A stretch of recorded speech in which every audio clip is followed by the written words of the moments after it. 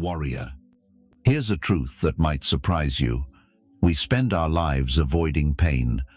Yet, it's the moments that break us, that forge us into the men we're meant to be. Right now, as you watch this, you may be facing a trial that feels unbearable. Perhaps you're sitting in your car after a long day, utterly exhausted. Maybe you're awake at 2 a.m., wondering why everything fell apart so fast. Or maybe you're just tired of pretending you're okay, tired of wearing a mask that's too heavy. Here's the truth that changes everything. While most see their darkest moments as proof life is against them, the ancient Stoics saw a deeper wisdom.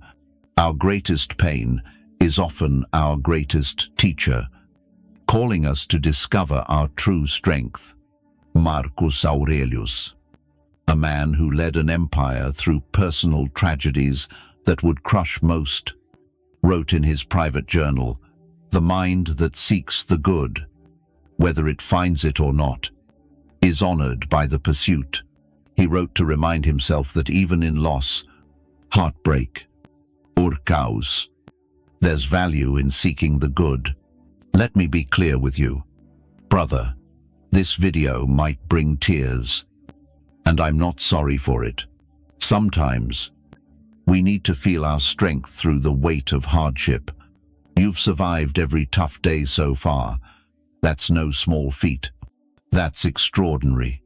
We live in a world that urges us to dodge pain at all costs. Scroll past what stirs you.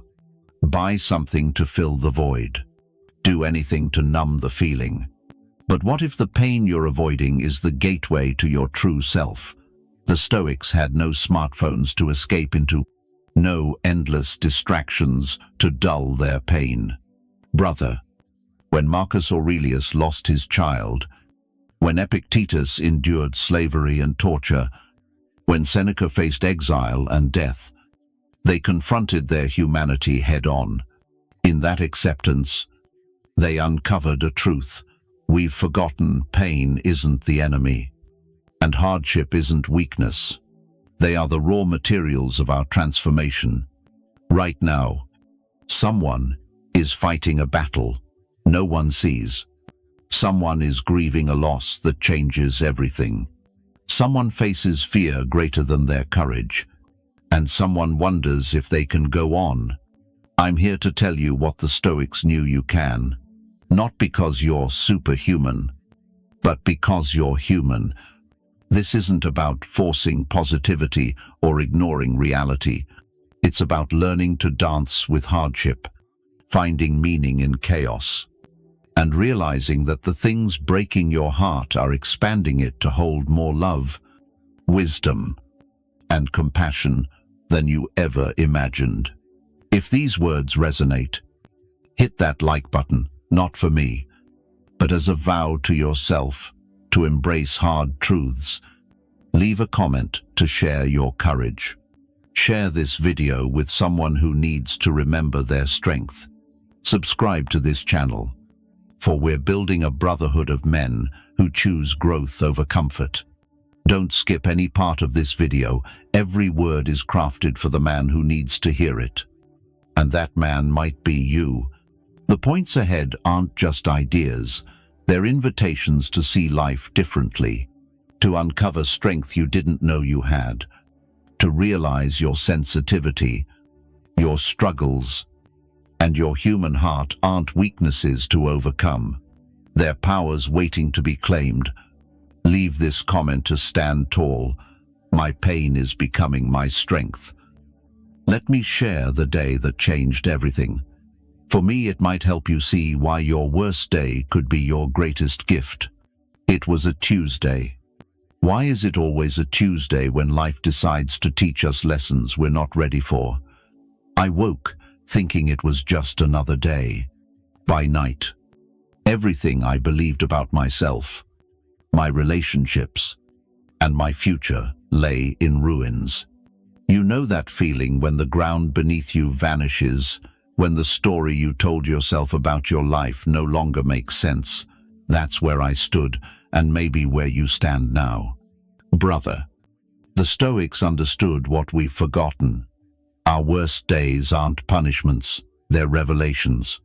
Epictetus, who knew hardship intimately, taught, it's not what happens to you, but how you respond that matters. He spoke as a man who'd been enslaved, beaten, and stripped of all society deems valuable. From the depths of human pain, he found something profound. When everything external is stripped away, what remains is the real you. Your worst day doesn't define you, it reveals you. It shows how strong you are when all else fades. I recall sitting in my car that night, crying like I hadn't since I was a boy, not the polished tears of movies, but rough, soul-shaking sobs from deep within. In that moment of total collapse, something shifted. I stopped asking why this happened and started asking what it could teach me. That question changed everything. The pain didn't vanish, but it transformed into purpose. The fear didn't disappear, but it fueled courage I didn't know I had. Your worst day is showing you resilience. You can't learn any other way, revealing depths of strength that safety never touches. Every man you admire, every story that moves you, every great example you know shares this truth. They all had days when everything fell apart, and they chose what you're invited to choose now, to let that breaking become an opening. The gift hidden in your worst day isn't clear at first. It's wrapped in chaos, tied with ribbons of pain, and arrives at the worst possible time. But within that terrible gift lies everything you need to become the man you're meant to be. Within lies the compassion you'll offer to others in pain. Within lies the strength for challenges you can't yet imagine. Within lies the wisdom only gained by walking through fire and realizing you weren't burned, you were forged. If you're ready to let your hardest moments teach you, leave this comment. My worst day revealed my best self. Now, let's talk about why your sensitivity is your secret weapon. Brother, they've told you you're too sensitive, haven't they? Too emotional, too intense. Maybe they said it with concern, maybe with judgment, but the message was clear. Feeling deeply in a world that rewards numbness is somehow wrong. Seneca, a titan of Roman philosophy, wrote letters to his friend with such raw honesty and vulnerability that they still move men to tears 2 millennia later. He said, "Every new beginning comes from some other beginning's end." He wrote from tears, from loss, from pain only a deeply feeling man could know. The Stoics weren't the cold machines people imagine. They were men of profound emotional intelligence. They felt everything but learned to feel without being destroyed by it. There's a difference between feeling deeply and being drowned by emotion. Your sensitivity, brother, is your ability to see what others miss. When someone hurts, you feel it in your chest. When something's beautiful, it brings you to tears. When something's wrong, your body knows before your mind can process it. This isn't weakness, it's wisdom no book can teach. Your emotions aren't random, they're your inner compass, guiding you toward what matters. When you're anxious about a relationship, it's not paranoia.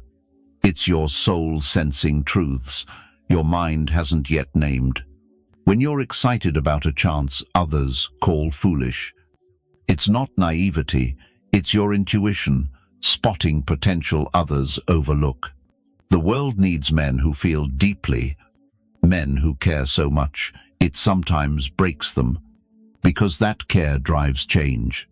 Your tears aren't weakness, they're proof you're alive. Your intense emotions aren't a problem to fix, they're a gift to honor. Your ability to feel another's pain isn't a burden, It's compassion in action. Stop apologizing for feeling deeply. Stop trying to numb what makes you human. Let go of the lie that strength means feeling less.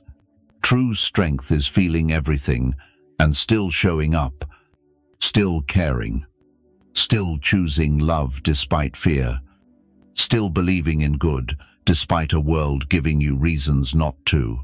Your sensitivity is your secret weapon because it connects you to others in ways shallow encounters never can.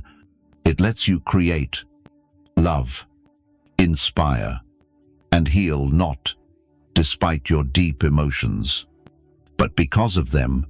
If you know this truth, leave this comment: my sensitivity is my strength, not my weakness.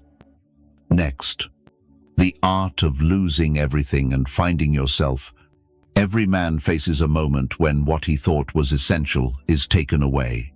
Maybe it's all at once: a job, a relationship, a dream, or someone you loved gone. Or maybe it's gradual, watching your old life dissolve until you wake up a stranger to yourself. Brother, if you're in that moment, hear this: you're not falling apart, you're being realigned. Marcus Aurelius, who knew loss intimately, wrote, "Loss is nothing but change, and change is nature's delight." Hard words to live by. But he wrote them as a man who'd lost children and faced betrayal. He discovered a profound truth in loss: when everything external is stripped away, what remains is your unshakable self. There's something both painful and beautiful in losing what you thought defined you. It hurts because it wounds you in ways you never knew possible. It's beautiful because it forces you to meet the real you, beneath the titles, roles, possessions, and relationships that were never truly yours. Remember the day you lost what you thought was your identity, a career you built for years, a relationship you believed would last forever, a future you planned meticulously, all gone in moments. You sat in an empty apartment, surrounded by boxes, feeling like a stranger in your own life. But here's what few say about rock bottom: it's solid ground. You can build from there. When you've nothing left to lose, you've everything to gain. When old strategies fail, you're forced to find new paths. Brother, the art of losing isn't just about letting go gracefully. Though that comes with time, it's about seeing loss as liberation. Each ending, clearing the way for a new beginning. Each closed door, leading to one meant for you. Loss isn't punishment for your mistakes. It's not proof you're not good enough, smart enough, or worthy. It's the universe's course correction, knowing better than you what you truly need. It's an invitation to stop controlling outcomes and trust the process. Think of a tree in winter barren, lifeless, branches stretching into a gray sky. Yet beneath the surface, in its roots and core, life persists. It's gathering strength for spring. That's you now, in your season of loss, preparing for rebirth. You feel empty, exposed, broken, but beneath the surface, in places you can't see, you're growing roots deeper than ever before. You're preparing for a version of yourself you can't yet imagine. The art of losing everything is really the art of finding your true self, not the self you thought you had to be, but the one who knows his worth comes from within, who bends but grows stronger with every storm. Right now, a man watching this mourns a dream that didn't come true, a business that failed, a relationship that ended, a career that didn't pan out, a life planned but shattered by forces beyond control. You wonder if you're a failure, if you didn't try hard enough, if you're doomed. never to have what you want. Hear this. Brother, your broken dreams aren't failures, they're redirections to something greater than you imagined. Epictetus taught a revolutionary truth. Don't demand things happen as you wish, but wish them to happen as they do. He wasn't preaching passivity, but freedom from clinging to outcomes that blind you to better possibilities. Picture a man who chased a dream for 3 years, pouring every waking moment into it. He sacrificed relationships, health, sleep, and joy, all for one vision of success. Then it collapsed, leaving him feeling he wasted the best years of his life on something that wasn't his. He's angry at the world, himself, others who seemed to live their dreams while his crumbled. But in that heartbreak, he can't yet see the truth that broken dream is opening a new path, revealing dreams he never knew he had, the skills honed, the man he became, the resilience forged. None of it was wasted.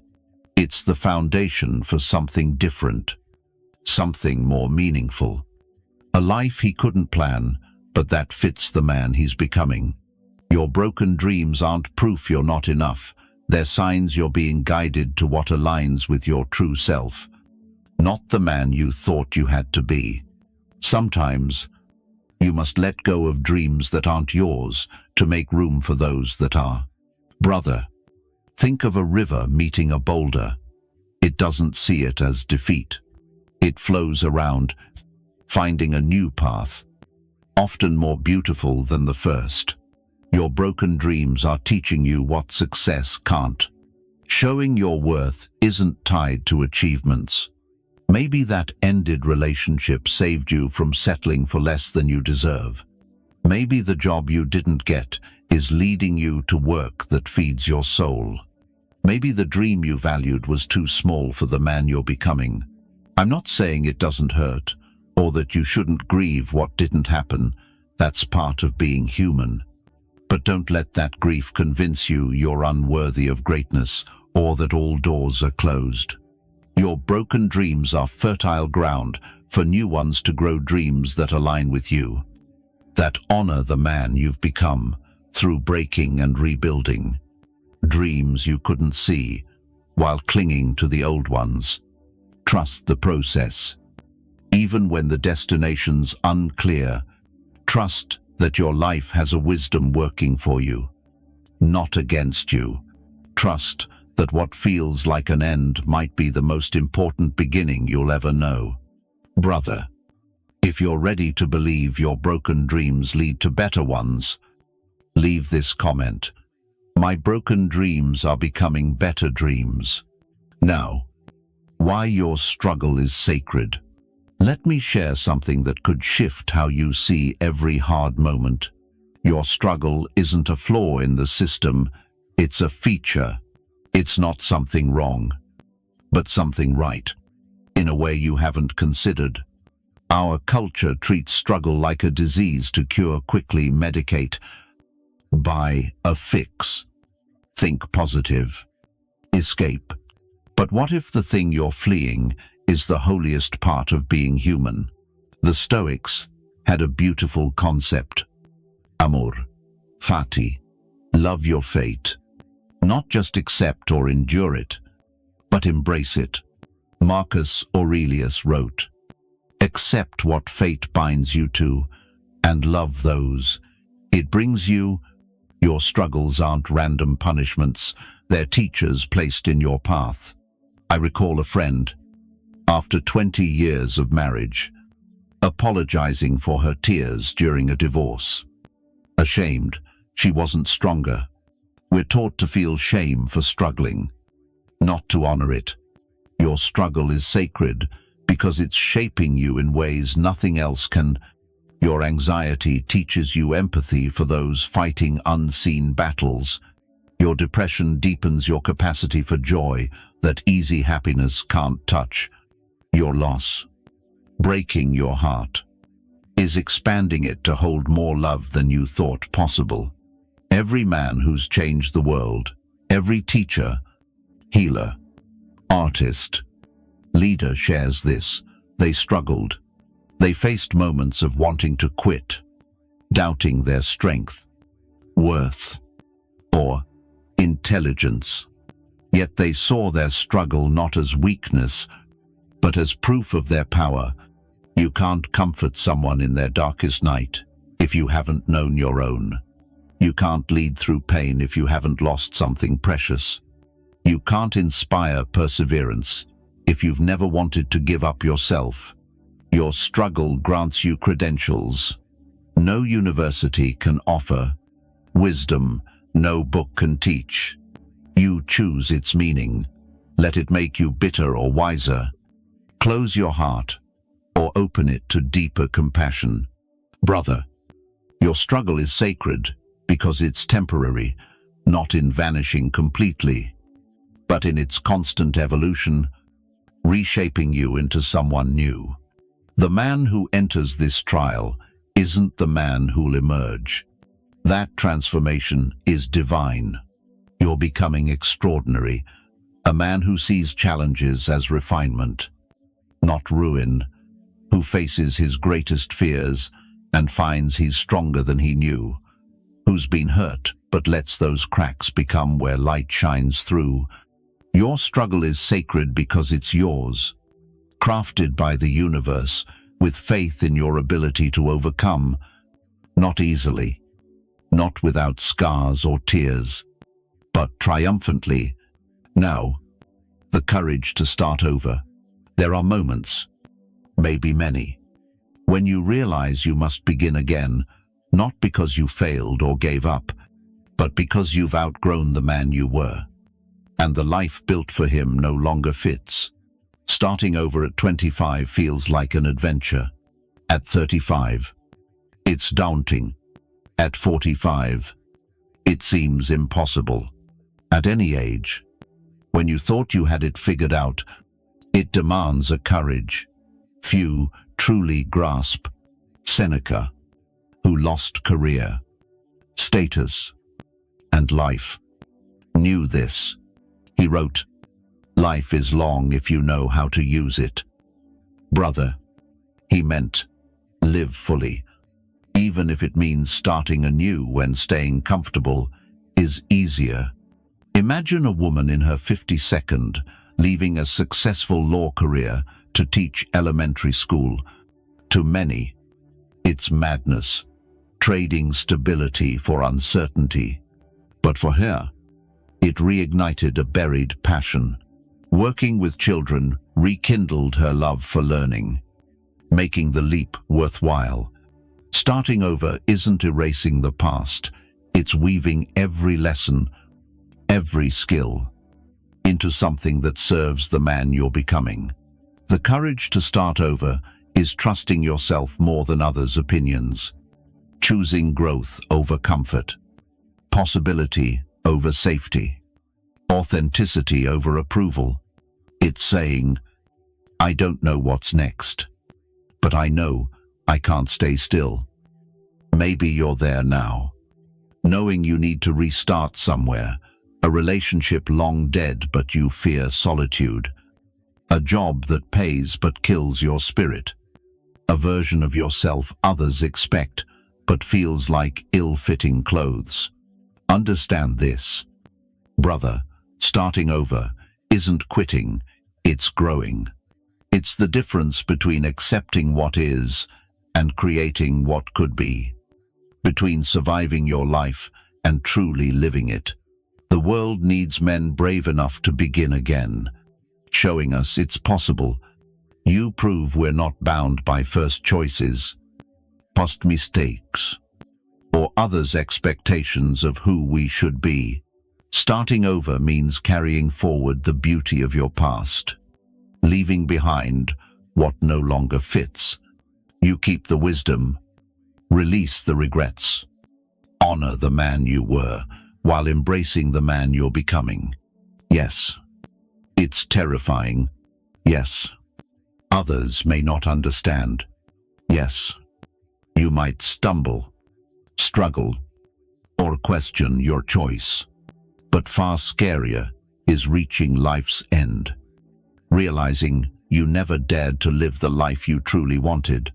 Brother, if you've watched this far, something in you knows this message is for you, not because your life is harder, but because you're ready to see struggles differently, to stop fleeing pain and start learning from it. You're ready to stop apologizing for feeling deeply and turn your sensitivity into unique strength. The Stoics knew what we forget. We're not victims of circumstance, but students of our own lives. Every challenge is a lesson tailored for you. Your tears watching this aren't weakness, they're recognition. Your soul sees its own strength. Your heart recalls its resilience. Your spirit awakens to its power. You were born with everything needed to face any challenge. Your struggles aren't proof something's wrong with you, they're evidence you're alive. You care. You're growing into an extraordinary man. As Epictetus said, you're an actor in a play scripted by a greater author, and your role is yours alone to play. The world needs what you have: your sensitivity, your struggles, your story of breaking and rebuilding. It needs proof that men can survive their worst days and still choose love, hope, and belief in life's beauty. If this moved you, hit like as a vow to see struggles as preparation, not problems. Comment to tell someone they're not alone. Share this with a man whose heart needs these words. Subscribe, for we're building a brotherhood choosing growth. You're not broken, you're unfolding.